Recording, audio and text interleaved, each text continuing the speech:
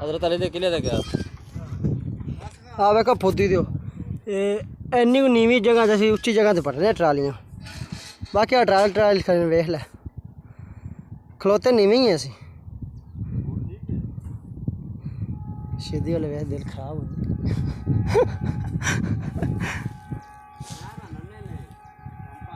किवें